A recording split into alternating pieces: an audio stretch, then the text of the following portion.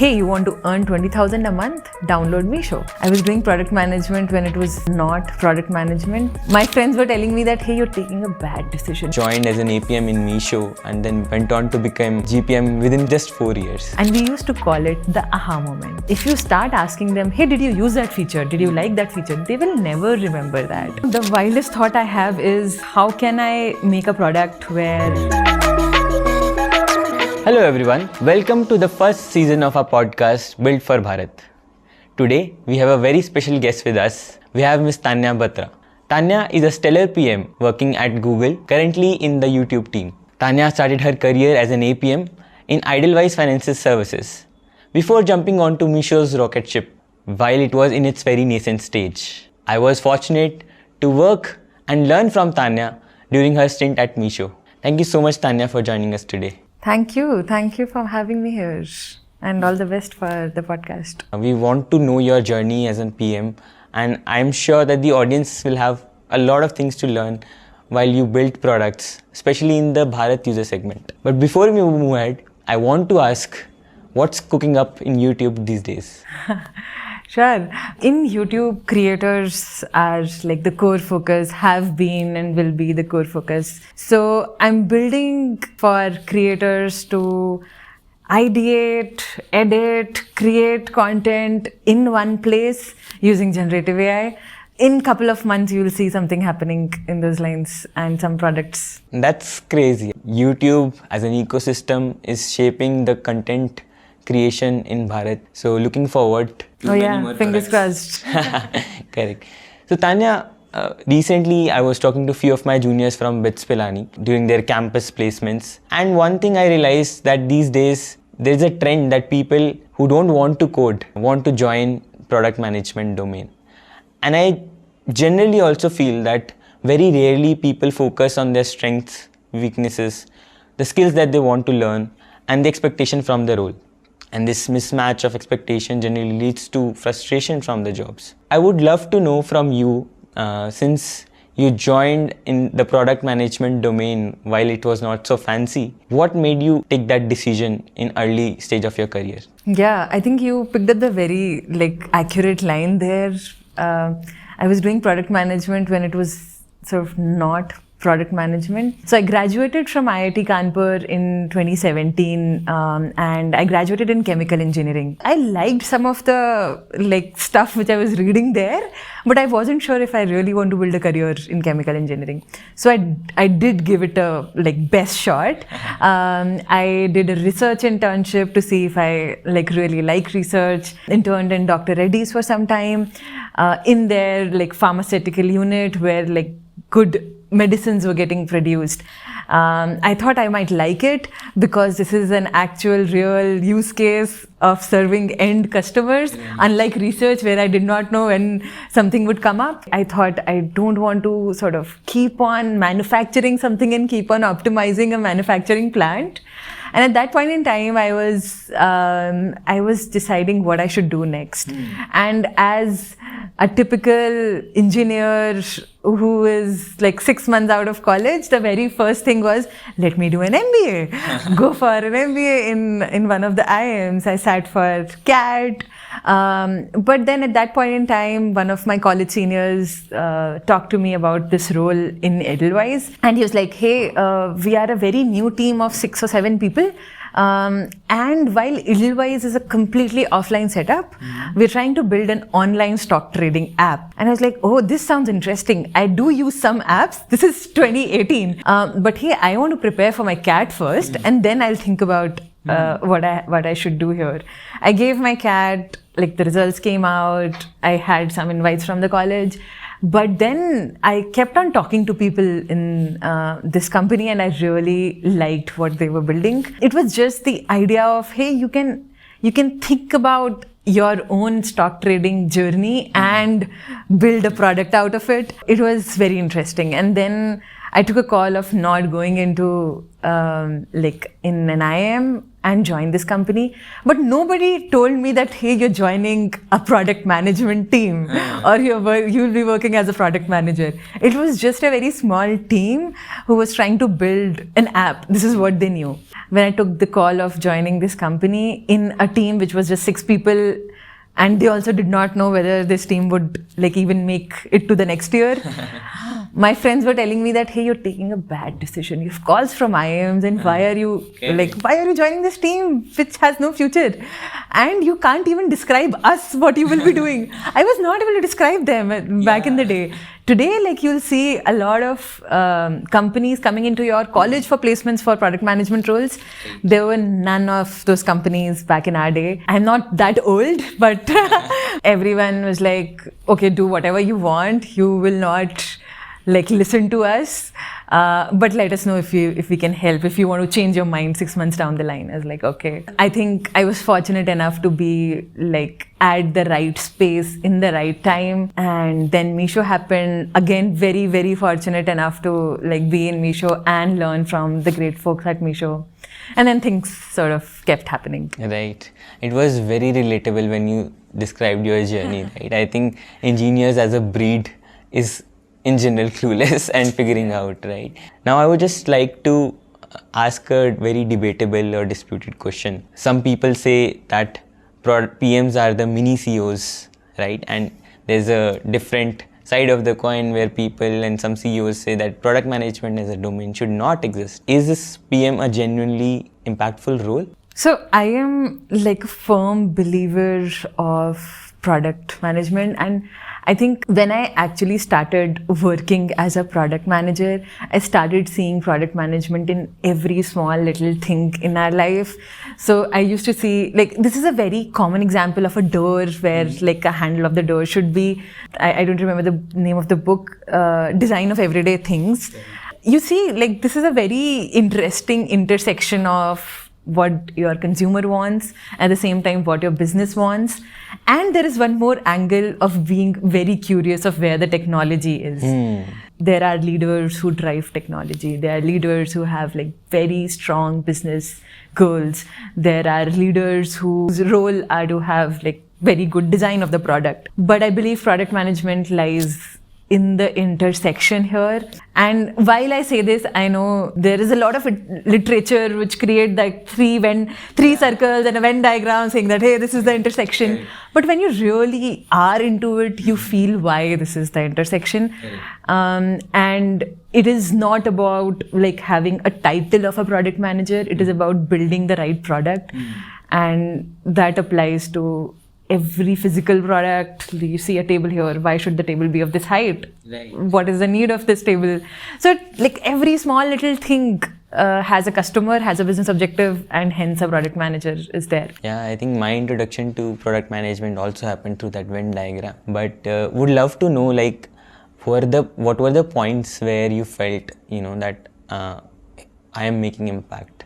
I can give some examples of the products I built. It is not just like the final product, but it's the whole journey to reach to that product. Right. And as you sort of move up in your career, the way you start creating impact also changes. As soon as you start your career, you are working with someone who has like a clear view of features in mind on what to build. So you ensure that, hey, this feature is built and shipped. But then as you move up in your career, your role is to define what feature has to be built. Are all the stakeholders aligned when you're building that feature? Right. When you move further up, you decide, hey, what strategy should I take so that the next feature line, next roadmap gets shaped up very well? And then are you able to influence that strategy with everyone in the group? Are you able to influence it with your peers? With your stakeholders upwards? Like how you create impact changes, like this changes with the stage you are at in your career. We can go back in time to 2020. It was not a typical e-commerce space when this feature was getting built. Back in 2018, 2019, Meesho was a reseller social commerce platform where a person who's a reseller can come in, look at products, share these products with their customers, These resellers would see products at say 400 on Meesho's platform. When they share these products with their chachis or with their friends, like 500. Okay. Having a commission in between. Have this 100 rupees commission in between. If their end customers like this product, they earn this commission, and that's how we were enabling these resellers to become successful on the platform. Right. At that point in time, we knew that resellers exist. Before Meesho, the resellers were these Amway Tupperware aunties, or like aunties having boutiques in their home, having a small space for boutique.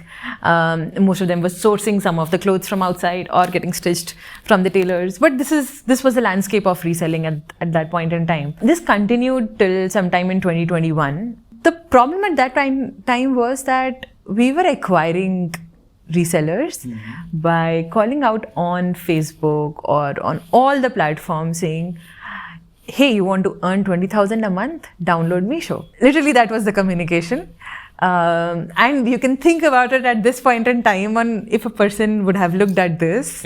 The first thought would be, ye kya fraud chal raha hai? Yes, it is a totally scam. You would see a lot of messages, WhatsApp messages nowadays, like this product and get 20 rupees. Right.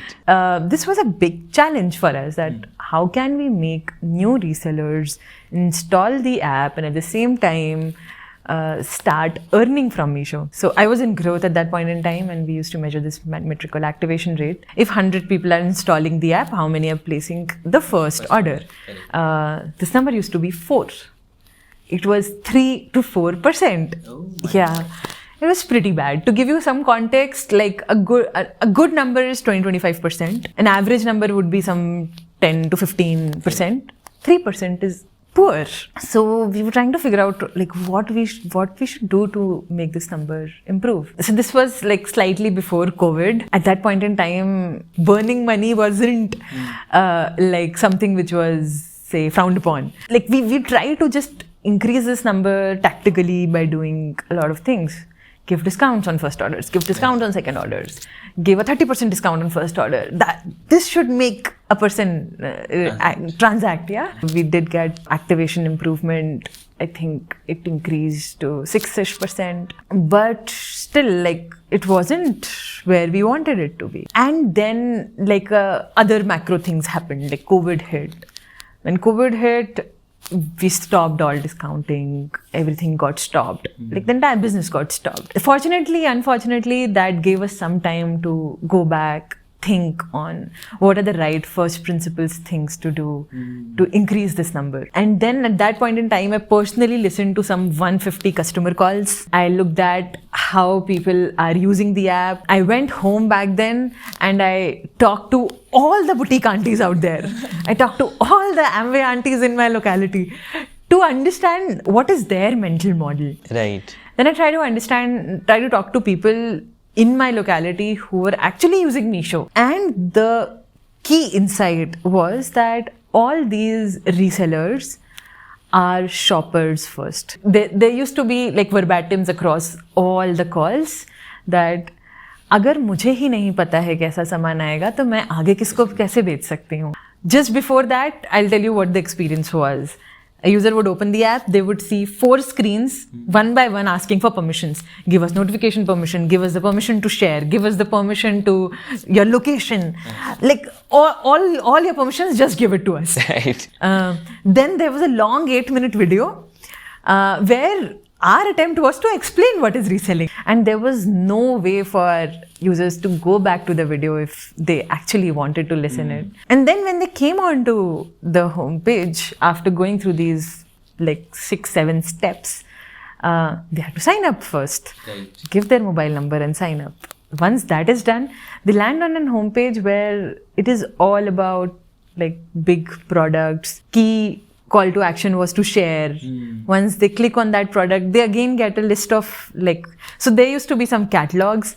Inside the catalogs, there used to be 4 or 5 products, and then you can sort of share that product, you can share the description of that product, and then place order. You think about yourself as a user who has installed the app, looking at an ad which says start earning 20,000 a month. You land on homepage where 20,000 is nowhere.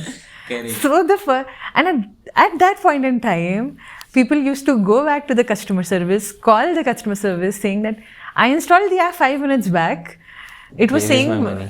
it was saying earn 20,000. Now where is my money? Where is 20,000? So it used to be like, I used to laugh while listening to the calls that, hey, like it's good that I'm getting insights, but what is happening with our users? Right. These were the users who were not getting successful, but the ones who were intentful, they actually were placing the first order for themselves. All the data was indicating towards it, the address on which they're placing the first order, are they adding any margin on the first order, zero margin on the first order, adding, ordering this product on their own address, number of shares before the first order were very less. Just one product getting bought on the first order. It is not multiple products which are getting bought. And then there was a lot of insights on friction. So taking all these permissions was creating a lot of friction for the users. And then the third insight was majorly like, why do I need to sign up before looking at the products which the app is offering? These were the 3 key pillars. We have a problem of activation. Now we have an insight as well that there's a lot of friction, users get dropped off, that 8-minute video is of nothing. And then people want to order for themselves, but they see like this app which said 20,000, but there is no 20,000. Yeah. Then we started defining our solution. One of the key principles which where we centered around our solution was progressive disclosure. We don't want to sort of bombard users, everything on the first like screen itself. So we started with saying that, hey, the first thing user has to do is place an order for themselves. We will not bombard with, this is how you add margin, this is how you earn money, nothing. Our messaging was very clear that you have to place a first order for yourself to know what Meesho is. And we used to call it the aha moment. We basically had like 3 key moments in the user's journey. The first moment was that setup moment, the second moment was the aha moment, and third was the habit formation moment. When the user places the first order, they now are set up to experience Meesho. Right. We geared the user's journey so that they now add margin just to test that, hey, they can earn money. So as we gave them some suggestions that you can add 10 rupees as margin, 20 rupees as margin. And as soon as they got like that 20 rupees margin hit in their bank account after the like order placement is done and delivery is done, is when that actual aha moment came up where, hey, yes, I can earn money. Progressive disclosure, ensuring that covering the details of how to place the first order, solved a lot of issues during that experience. How the product card should look like, what the homepage should look like, how should the address screen look like, what should the payment method be. Very clear cash on delivery intent. This cumulatively created some 18% uplift in activation rate. Oh my God.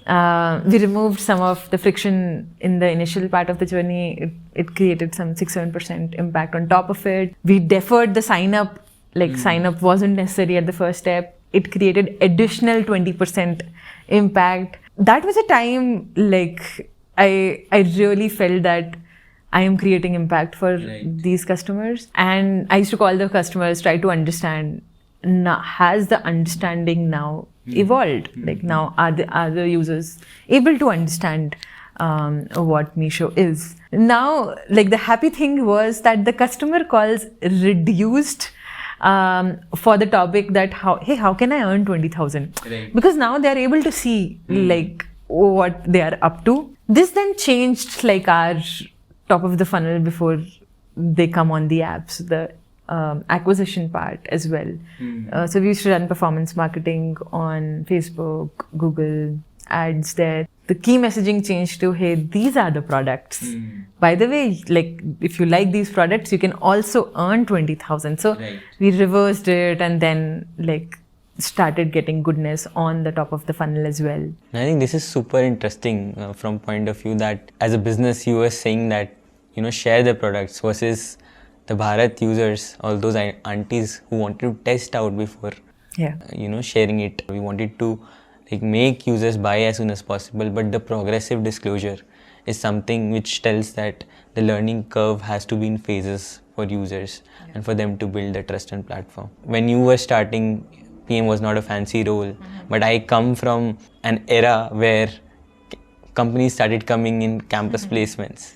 And when we joined Meesho, all of us, the new PMs, wanted to take learnings from you, wanted to get inspired from your journey, because you joined as an APM in Meesho and then went on to become GPM within just 4 years. Wanted to know how can an early PM accelerate their career trajectory. Maybe you can share a few rituals which you followed, which helped you increase your scope and solve complex problems while you were working. I don't think there would be like a cut copy paste solution always, but I can talk about things which I kept in mind and I feel are important across the different stages in your career. One thing which is more uber, like across being in APM to PM to SPM to GPM, is reflecting. And this is very personal to me. The learning flywheel, again, depends a lot person to person, and this has been one of my key learning flywheels. So I try to reflect on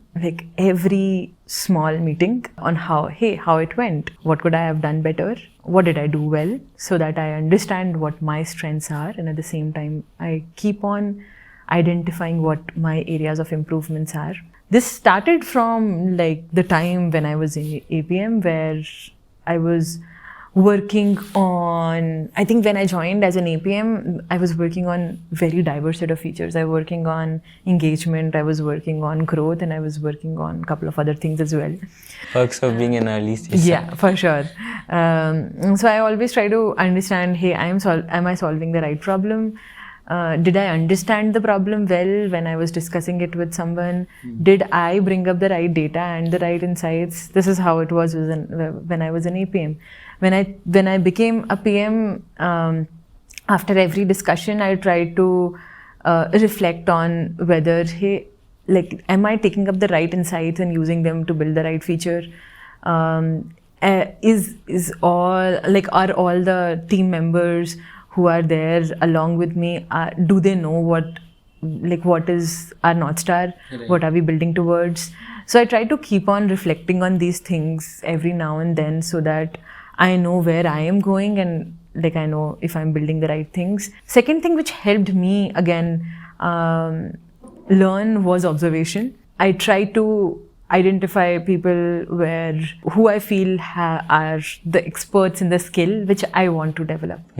I try to observe them, try to see how they tackle this situation, how they tackle this problem, how they tackle this question, and then sort of try to take up cues from there, and coupled with reflection of my own learnings, I try to sort of improve on those. So these are the two things, apart from the regular sort of do your work well thing. These are the two things which worked really well for me. I think there are a couple of skills which are important, like as a product manager. One, which is a very core thing, is having your users understanding. Second core thing is being really good in execution. Third is strategy. And fourth is influence. And as you grow up in your career, the weightages which are given to these keep on changing. So if you are an APM and if you really want to be a good APM and if you want to succeed fast, have a good user understanding and execute really, really well. As you become a PM, you should have a good hand at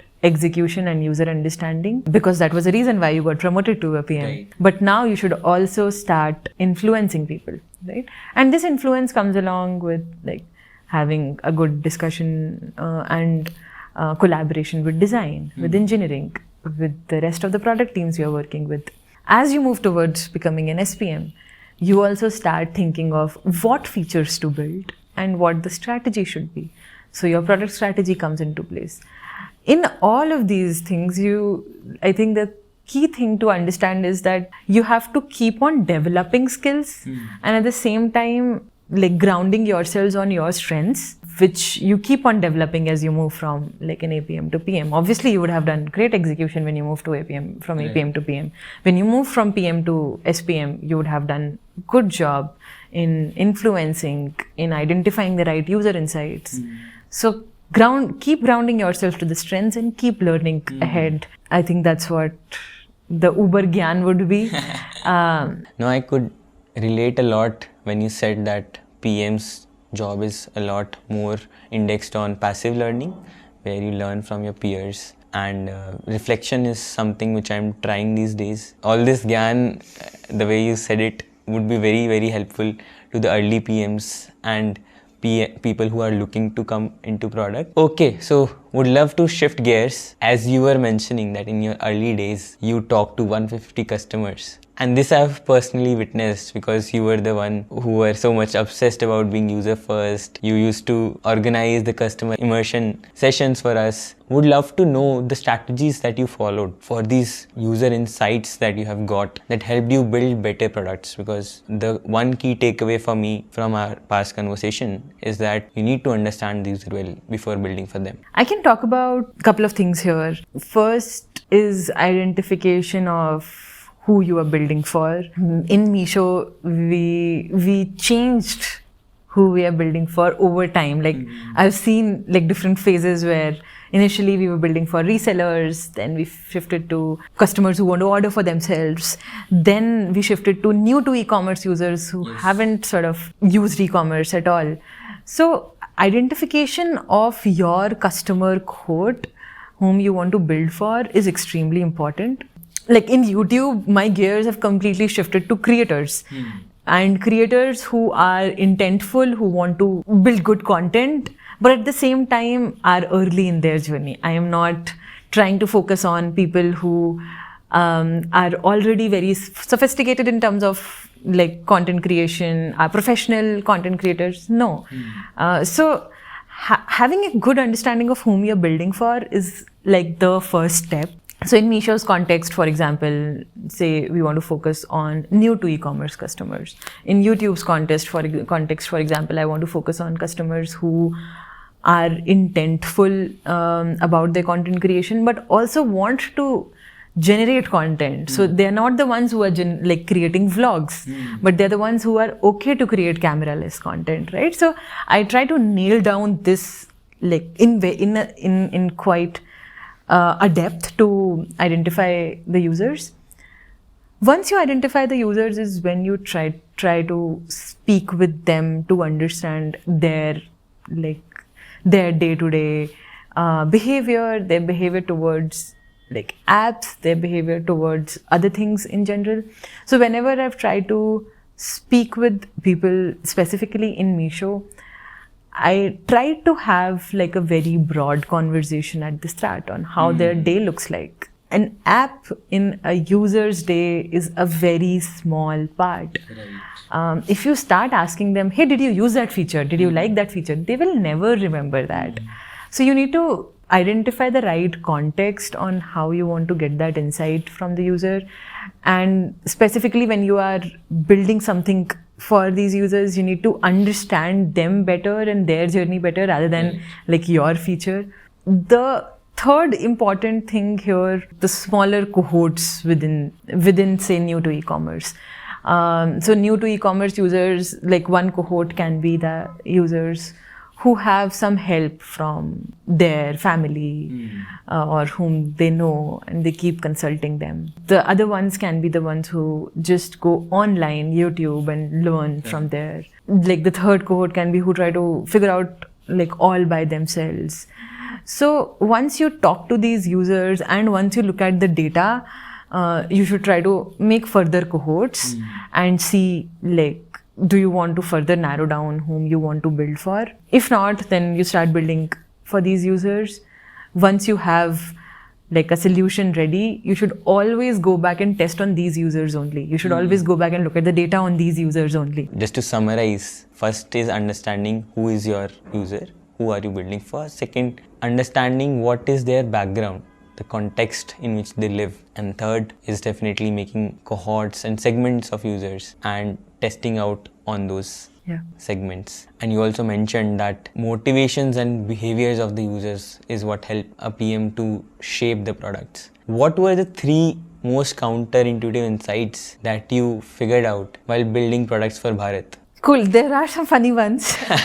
Feel free to share. Yeah. So I think the first one was counterintuitive for me because I was coming from, say, I was living in a tier 1 city with access to tech and being tech savvy.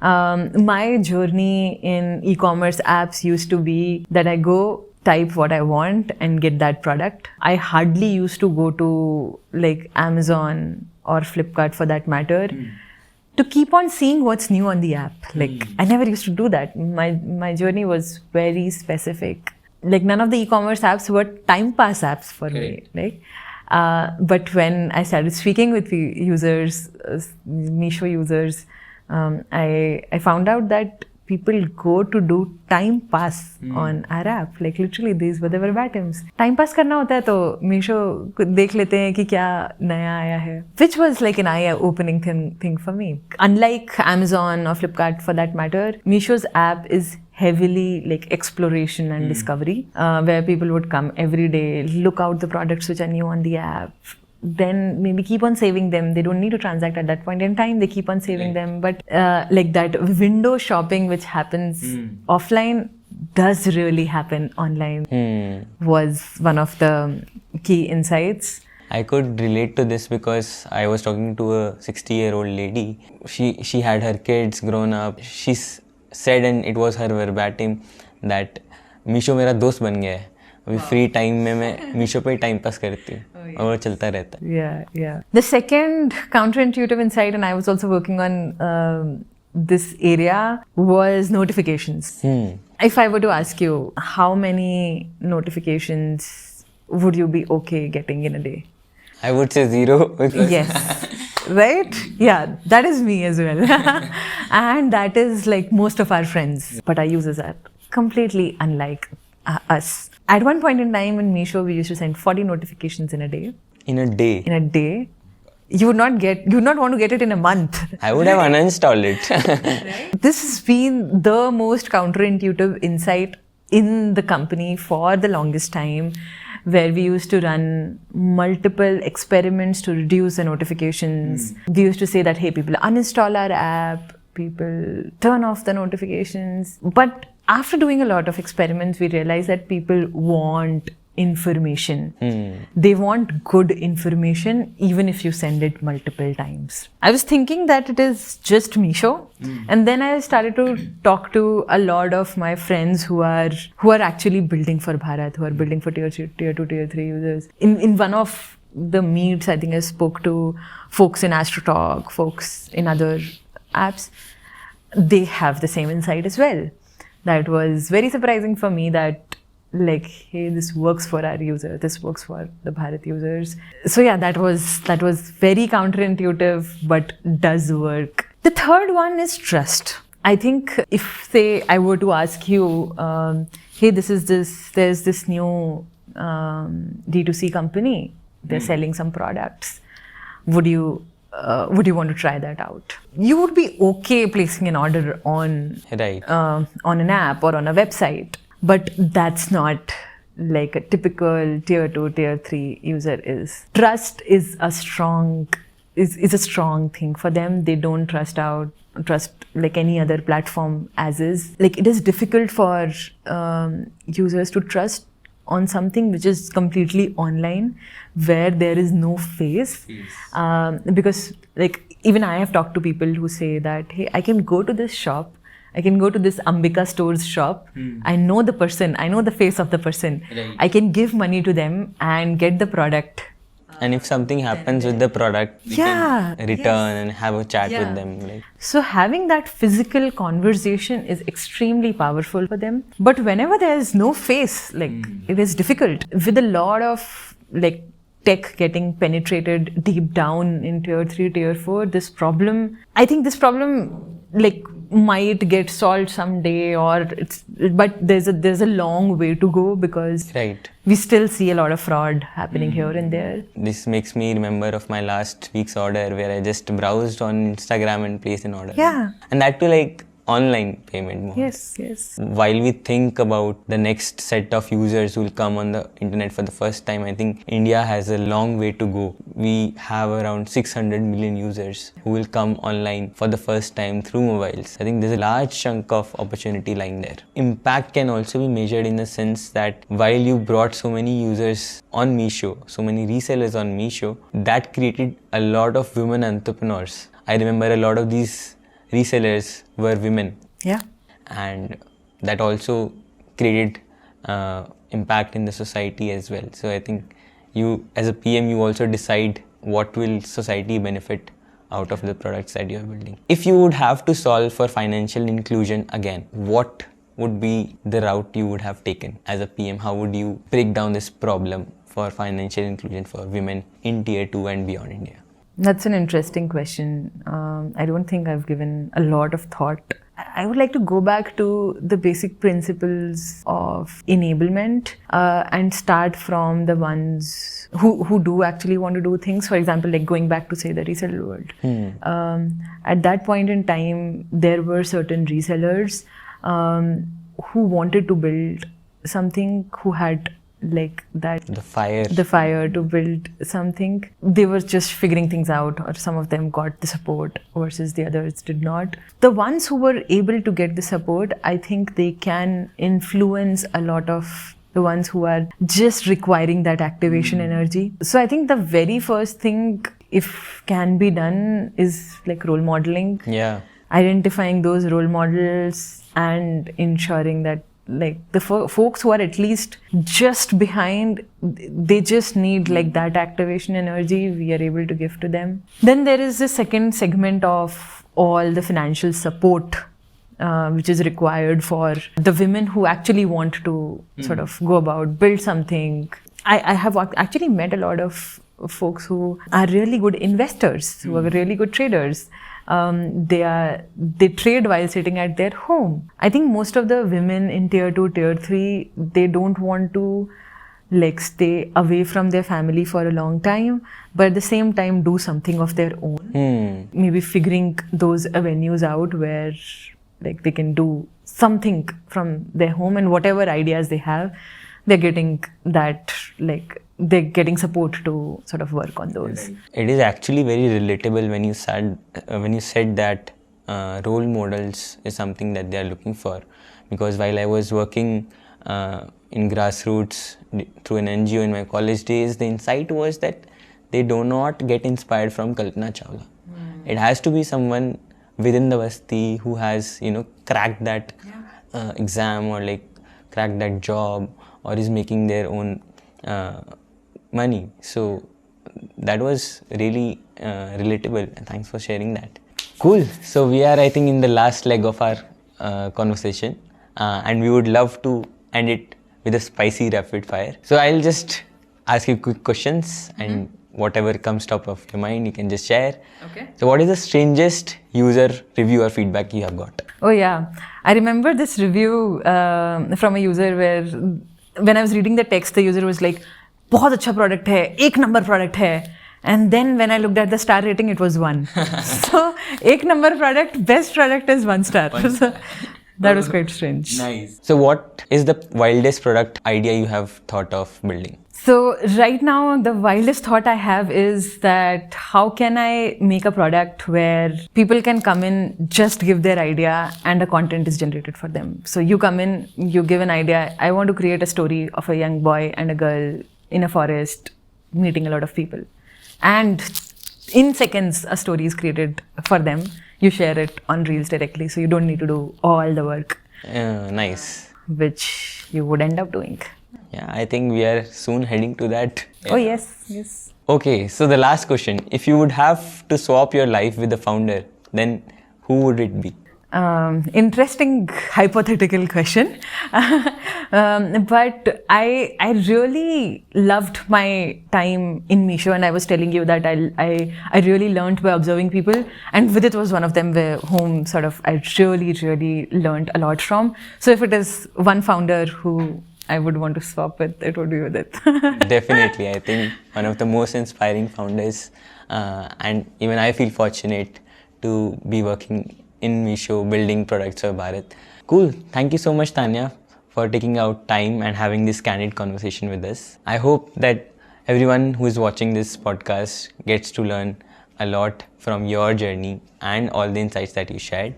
If anyone is looking to ask more questions from Tanya's journey or looking for more user insights building for Bharat, you can put it in the comments. We'll try to address all your questions and queries.